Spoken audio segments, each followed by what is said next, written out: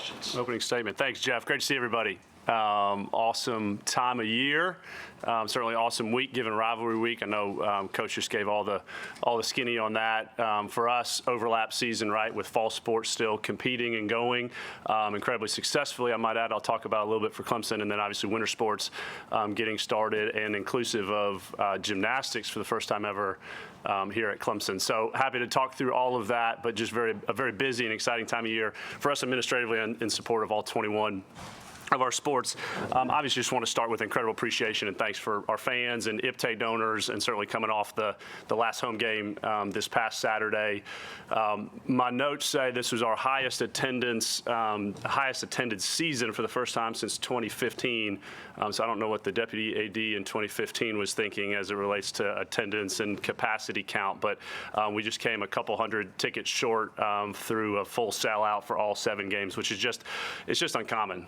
It really is, and I know Coach has been so consistent throughout all the his availability this fall, and I would even echo and be really direct of just as far as his discussion and appreciation that he has to the team, and his emphasis that it's just uncommon and different here at Clemson, and it's easy for us to just kind of feel that, and we know Clemson's different in that regard, but when you take a half step back, and particularly as you look back and close a home schedule year, it's just really, really special. So Saturday was no different, but this season was no different all throughout, and the appreciation we have certainly for our fans, 22,000 plus IPTAY members, it is just really, really strong and special here. Relatedly, you saw our announcement on Friday about 110 Society, new NIL collective in the Clemson community, and the opportunity that IPTAY and we have from an educational standpoint and awareness within our community about the 110 Society from a collective standpoint, how that is able to work with donors and communities, businesses in our community about opportunities for student athletes.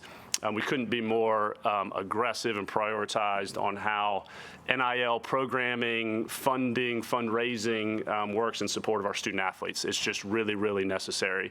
And it certainly continues to ebb and flow day by day, let alone as we continue to add programming and resources and work within our community for the 110 Society, which is now launched as the new collective, how that's transitioned in the community. So you're going to continue to see a very strong presence for education, for awareness, for fundraising opportunities from us and IPTAY, and how that works with the 110 Society for them to work, again, with donors, with businesses, and connect with our student athletes. So excited about that launch. Want to continue to be very present with that, as Coach Sweeney will, and all of our coaches, just from the awareness and resources and prioritization for name, image, and likeness for our student athletes. Excited of where we sit and what's ahead as it relates to that priority for all things that it's important to.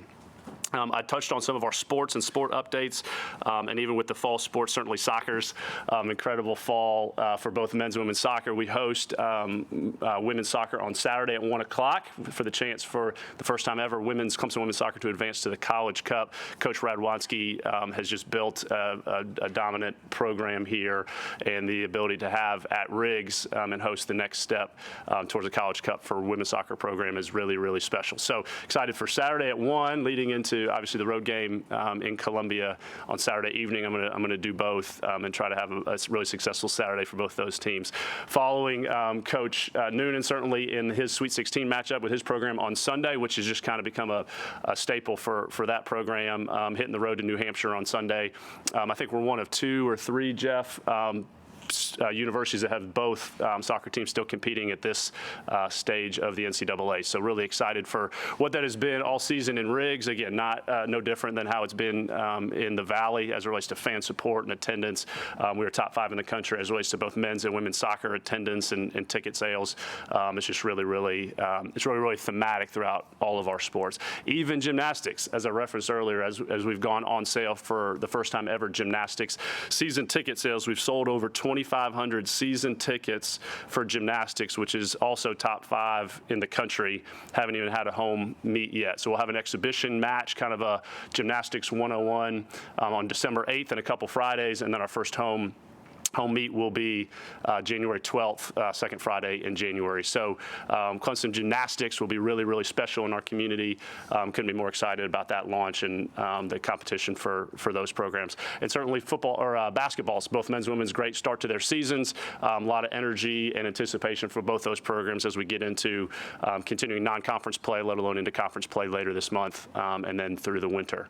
So a lot of activity, a lot going on, not even to mention NCAA cross country. Gladys Chepnachich finished in the top 25 from a NCAA cross country championship. I know that doesn't maybe get the headlines as much, but first time that we've had a qualifier, let alone a placing that high since 2018. So really excited, again, across the board and all 21 sports, which is certainly my lens here for this fall and winter for Clemson athletics. So facilities updates, happy to dive into those. There's certainly, we've started significant construction on the Watt Family Performance and Wellness Center, which is just south of Jervey and Jervey Gym, up Perimeter Road, as we're continuing construction and completion of the women's sports expansion project up at rowing facility up East Beach Road, which is lacrosse, gymnastics, and rowing. So that work continues, which you know is a staple for us here at Clemson, certainly has been over the past decade, and happy for continued progress on those and other projects that we're looking at that I'm happy to dive into. So with that said, certainly rivalry week, excited to see Coach Tanner on Saturday. He and I have been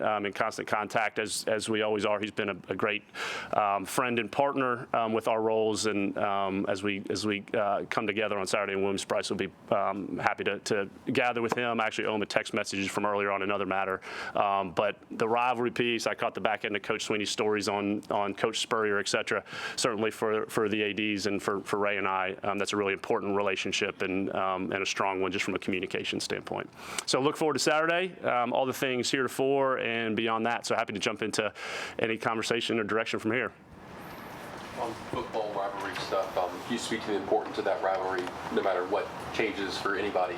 And have you guys struck a contract for the next round of that? Yep. Yeah, great question, Chappell. I don't believe we've struck a contract, and quite frankly, we will and we need to, right? There's the paperworking aspect of it, but yeah, it's just a non-negotiable, and Ray and I have talked about we have and will continue to play that game, period. However, landscape continues to change.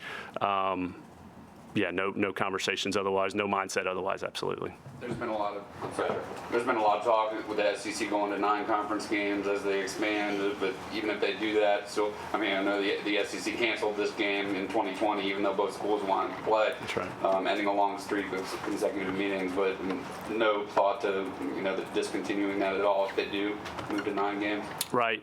Yeah, the SEC hasn't. I know that's something that they're considering. Yeah, should Coach Tanner and I have talked about that. Should the SEC change their conference matchups, would expect. I certainly would, and I know his mindset is to continue to play this game, yeah, period. Did the date change earlier in the year as opposed to late in the year with those schedules? It always could. Yeah, it always could. And I know, I guess at various times the rivalry has been played earlier in the season or to start the season or at various times. So, I think we both feel that it's in a really good traditional spot at this last week of the season. So we haven't struck conversations. I would put that as sure it could.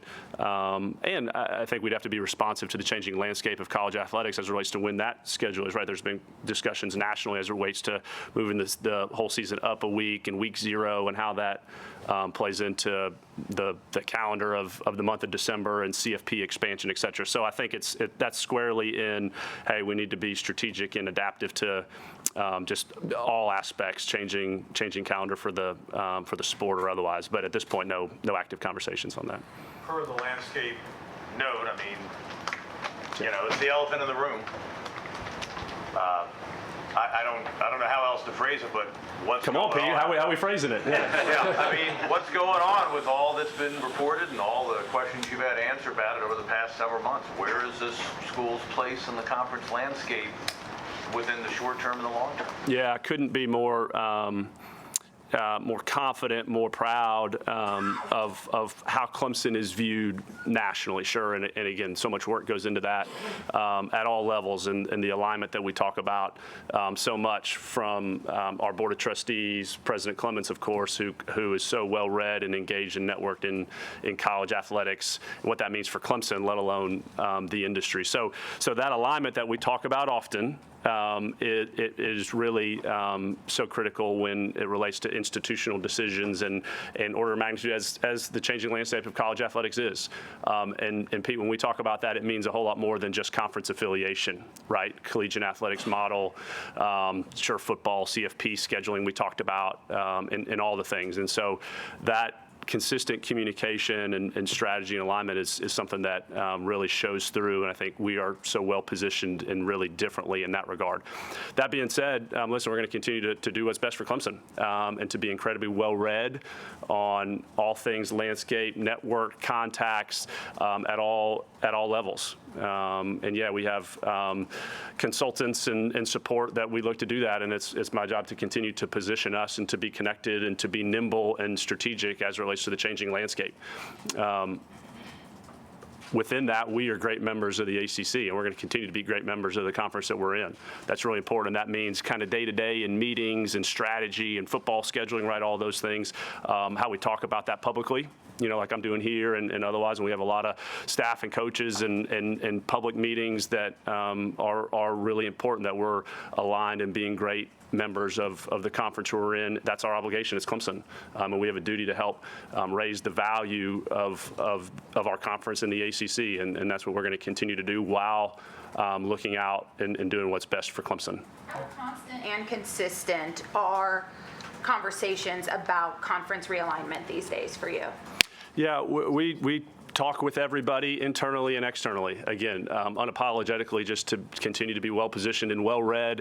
There's just so many moving aspects of collegiate athletics, right? I don't know a better way to say it other than that active dialogue internally and externally just remains to be very present. And I think Clemson, not unlike many others, are just very, very connected and very active in those conversations, and would expect to be so. And so we'll have very candid conversations internally and externally within the landscape, and expect that to continue going forward, right? There's no mile marker or anticipatory, great, here's finality, right? It's just a changing dynamic landscape. And again, I view that these conversations beyond just conference affiliation. It's just that much of a moving aspect of our industry right now, and so we're going to remain very active with that. Obviously, money is the driving factor for all of this realignment and change, and with the SEC and the Big Ten and the big contracts, that's what everybody has to look at. How long do you think Clemson could, continue to compete at a current level if earning levels stay the same within the ACC? And then the second part is, has the conference talked any more about, hey, let's do some incentive-based, money talks for you guys? Yeah, distributions. Yeah, distribution. Yeah, well phrased, David. I'll maybe work backwards. I'm excited. I know the conference has been forward, Commissioner Phillips about, and President's Group about what's being deemed ACC Success Initiative model, which would allow for dollars to be earned more based on success, right? Success initiatives, and that's done to encourage or incentivize investment and ultimately performance, right? And sports of football and basketball certainly carry most of the value, and so they're focused there. So I do expect over the coming months for that to be fully adopted. And again, there's been good public discussion about that, and expect Clemson to, we will. Our intention is to certainly have success and therefore gather more dollars from the ACC in that regard.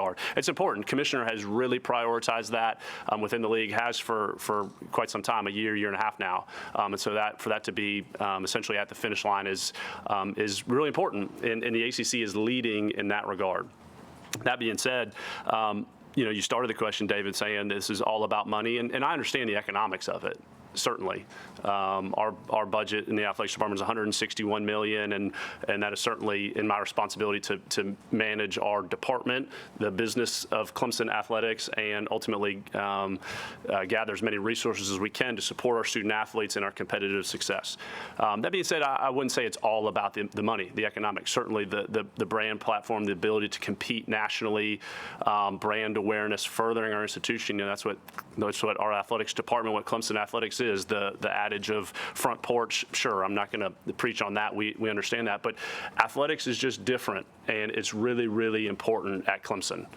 and how that speaks to, and we've seen certainly over the past decade, just the brand prominence of our institution, application rates, academic profile, geography of applicants. I hosted a good friend of mine's family from Tulsa, Oklahoma this weekend.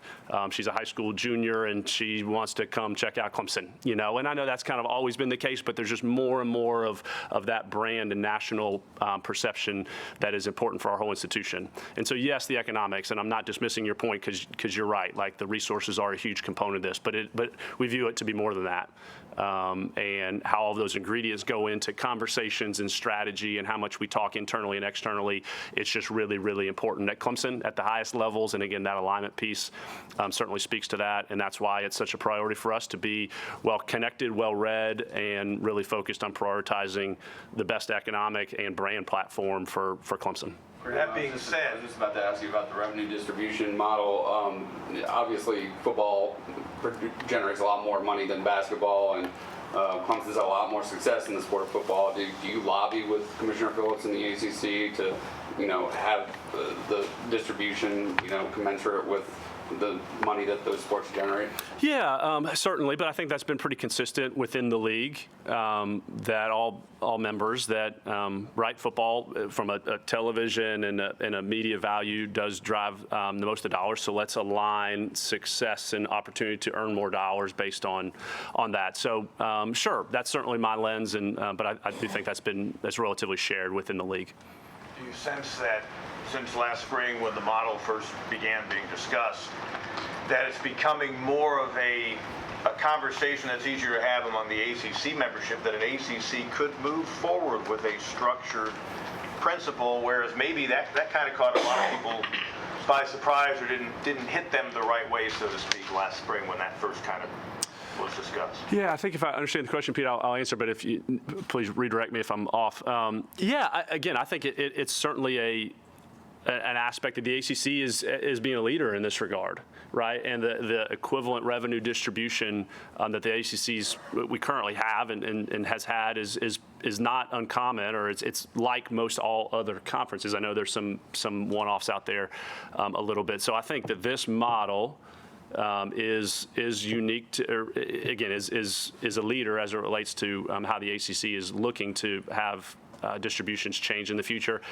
And do other conferences follow suit or kind of review that and maybe construct something similarly? I'm not sure, but I know there's been a lot of conversation that I've had from colleagues outside of the ACC interested in how the ACC is going about this, because economics, revenues to college athletics continue to change. Again, the changing landscape and collegiate model, and so I think there's a generally accepted, hey, we need to look through things differently from a distribution standpoint across the board beyond just the ACC. And so it is good for the ACC to be a leader in that regard. So along those lines, those who may have protested initially that thought, do you think maybe they've kind of come around more to that, just because everything has to change and evolve over time? Maybe they're more in line with that thinking. I see, yeah.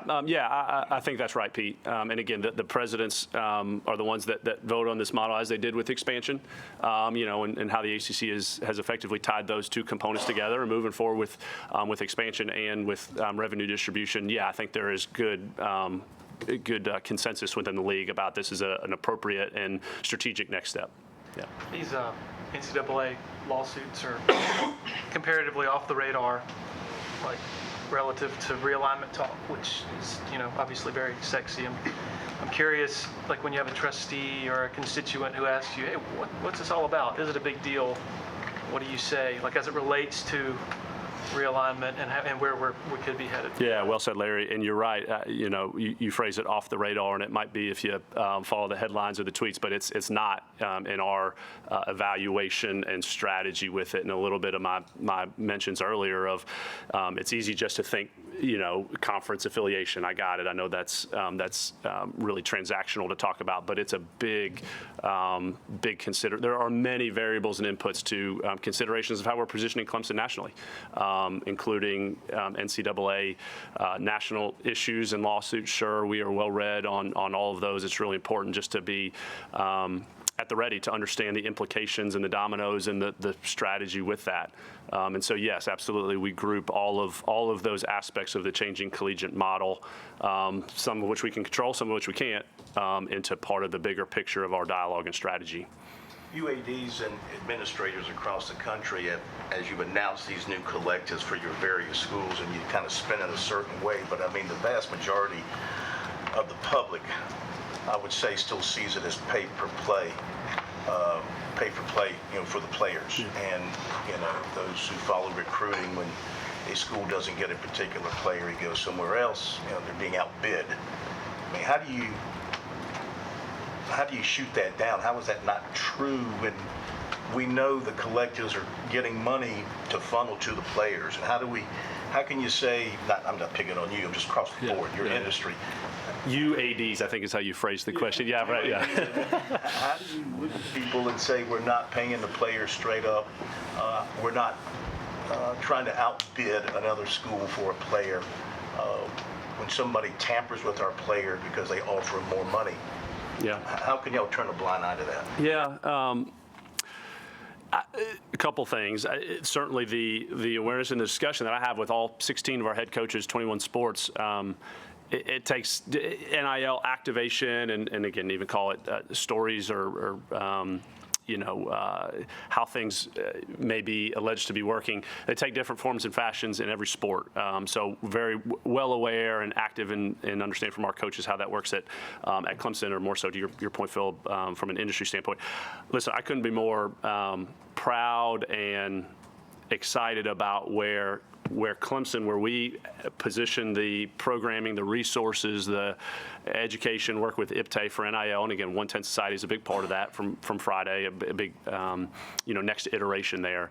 But also, and more to your question, maybe Phil, of how our coaches, start with Coach Sweeney, sure, but on down, position NIL as it relates to our student athletes and recruitment, which is kind of what you're getting at.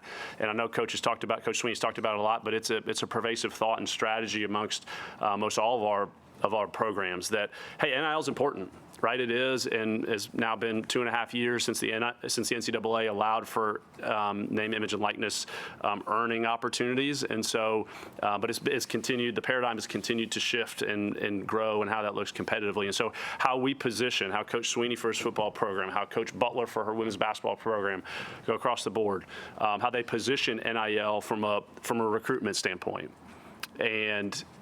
Yeah, it's important that we have the resources and the support for our student athletes that they can come to Clemson and take part in NIL and build their brand and be educated and supported as well as any program in the country. Like, I believe that. But it's also one that's not the reason why, that's not how our coaches would recruit them to come here. And again, I know that's a little bit of a blanket statement, but that's very much the sentiment that I have with our coaches, and I think how that fits Clemson and how our coaches know how they're attracting and recruiting student athletes that would conversely fit Clemson. So I hope that addresses it to the level of specificity that I can or I'm comfortable with, Phil. But I do think that, again, I'm really encouraged and excited as the landscape continues to change and name, image, likeness continues to mature and locally, let alone nationally, and how that would fit, that we're really well positioned in how that fits within our programs on behalf of our student athletes. You read social media, a lot of people say Dabo hates NIL, Clemson can't compete because they're not as big as Texas A&M with a graduate base, but yet people at Florida State say Clemson's one of the top 5 most aggressive schools in terms of NIL. Maybe that doesn't necessarily translate to money because you're not giving $75,000 to offensive linemen who we did a pancake house. But how do you feel like Clemson compares nationally to these schools? That do have bigger alumni bases. That's right. The notion of we fight above our weight class, which I know even President Clements talks about a lot as it relates to Clemson and our 180,000 plus living alums. Of which, really interesting, David, and I think about this from a business of Clemson athletics, and this is a little bit of a tangent. I'll rope it into answering your question. Of our 180,000 plus living alums at Clemson, about a third, 60,000 of them or so, approximately, President Clements, who's in his 11th year now, has shook their hand at graduation. Implication being that a third of Clemson's living alums have graduated within the last 10 years. Now, I know some of that's grad school and things like that, but by and large, in my head, like the business takeaway that I have is a third of our alums are, low 30s or younger, in their 20s by and large. And so how do we connect with them? How do we engage, communicate, sell, event and experience? Right? This is being broadcast live on Clemson Plus. That's a very intentional strategy and technology for us. Right? And that doesn't hit all the demographics, but I think it certainly is more adaptive and maybe hits the 1/3 of our living alums, the 60,000 Clemson alums that are maybe in that demographic of having graduated within the last 10 years. So my point is that I think, David, the aggressive and maybe the perception, it's easy to jump to money on that, right? Oh, top 5 or Coach Sweetie, but again, I certainly do not view name, image, and likeness or NIL programming and offering, and however you would define that as aggressive or not, just to be about the money. Because quite frankly, I don't really know. It's so hard to tell, and disclosures, and that I'm not even really allowed to know exactly how all the collective fundraising really works. And that's a really comfortable and appropriate spot for me and our coaches to be in. So the top 5 and hearsay, really not sure. But I do know that we are, and I would agree with the definition of we're aggressive in our programming, our support, again, 110 Collective, and how that organizes and is educated in the community, and then ultimately how that connects for our coaches to recruit to from a name, image, and likeness programming. So I would agree that we are very aggressive, and I know I've been forward in talking through that, and it's one thing to say it, it's another thing to be about it, and I think a lot of the programming and things in our community would support that. But also it might come across that we're not as aggressive just because, again, it's not all about the dollar here. And so I appreciate maybe that balance that it sounds like it's two different things, but how I read it is when you really combine them and look at it from the bigger picture, it really fits Clemson. So again, that tangent to our alumni base is somewhat part and parcel, but also I think a big reason why I'm bullish and how we're going to continue to position Clemson athletics, NIL or otherwise, in the changing landscape. As you mentioned earlier, you don't know a mile marker at this point, not that you could, of when you might have the next chapter written in terms of what happens with Clemson's conference alignment. But is it logical to think in a very crazy world that perhaps the way the order of business works during a college athletic year, that it probably wouldn't be until end of the year, spring meetings and such? That an invitation, if one is to come, would come your way. Yeah, sure. I totally get the seasonality, and I know it has been over the summers where there's been more actions in the recent past. Get it. But again, that's our strategy and our positioning of Clemson and being well-read and well-networked is it's not agnostic of the calendar, but it's consistent. And will continue to be. And I know from a landscape standpoint, there's a lot of focus on the college football playoff and that positioning now, but as that's changing, obviously starting next year and beyond. And so we're going to continue to continue to position Clemson, be great members of the ACC, and be very nimble in the changing athletics landscape, which means a whole lot for us beyond just conference affiliation. So I'll take that as, again, you just don't have a mile marker. Per what you noted earlier. Nor not only mile marker, but nor like a finish line. Right, again, just the movement of college athletics as an industry and as a model continues to change. As Jeff started, it's in a few weeks, it'll be 2 years for me in this role, which is 10 and a half, it'll be 11 years for me at Clemson. And so, gosh, just in those 2 years, right, of how much the industry has continued to change. And I know we've talked a lot about name, image, likeness here, and certainly landscape, but I have no anticipation that rapidity of changing environment is gonna subside, and that's why I'm excited for and hope I'm giving you some energy of how I'm going to continue to look to support our 575 student athletes, now 21 sports, which has changed twice in the past 2 years, let alone positioning Clemson on behalf of the university in the landscape. Got time for one more. Graham, there was a report in the Washington Post, I'm not sure if you saw it, about Coach Amy Smith. Yeah. Obviously, it was at a previous institution, but have you read the report?